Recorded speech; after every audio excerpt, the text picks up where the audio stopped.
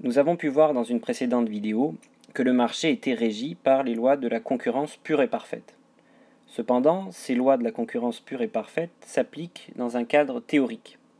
Lorsque l'on passe à la pratique et que l'on regarde la réalité des différentes structures de marché, nous allons voir qu'il existe des structures de marché très éloignées du modèle de concurrence pure et parfaite.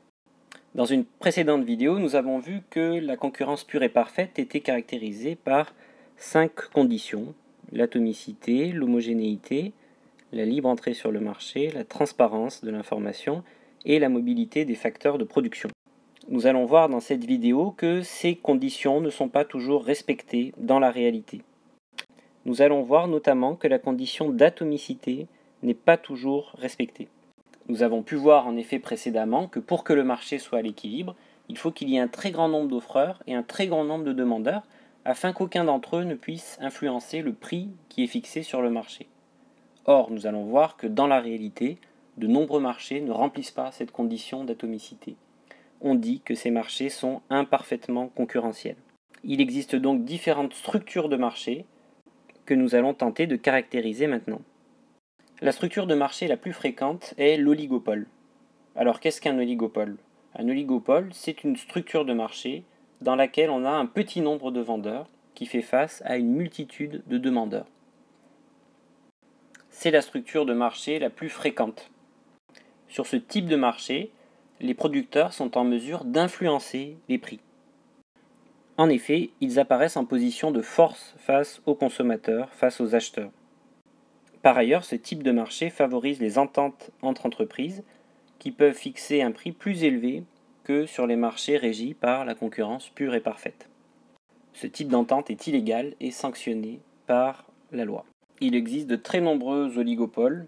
On peut en trouver dans le domaine des eaux minérales, par exemple, mais également dans le domaine de la téléphonie mobile. On peut se poser la question qui consiste à savoir si les consommateurs sont toujours perdants dans une situation d'oligopole. En fait, pas forcément.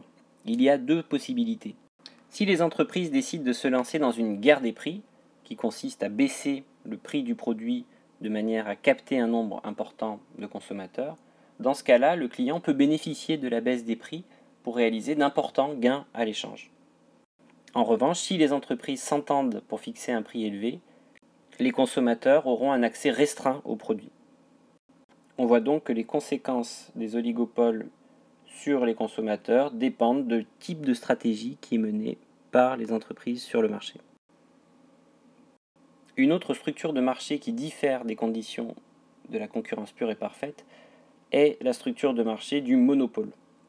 Alors un monopole est une structure de marché où on a un unique offreur qui est confronté à une demande abondante.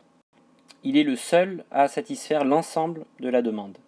Et dans ce cas de figure, le vendeur unique ne subit pas la concurrence d'autres producteurs. Il est donc libre de fixer le prix comme il l'entend.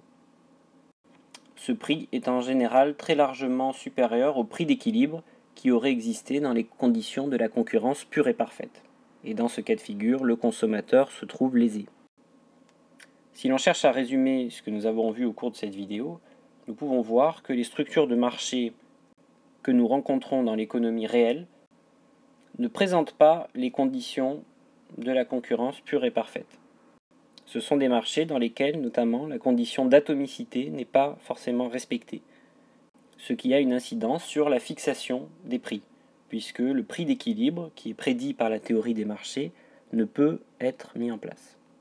Il s'agira de voir dans une prochaine vidéo quelles sont les stratégies qui peuvent être suivies par les entreprises pour justement chercher à échapper aux conditions de la concurrence, de manière à déterminer des prix qui soient supérieurs au prix d'équilibre et qui maximisent le profit de l'entreprise.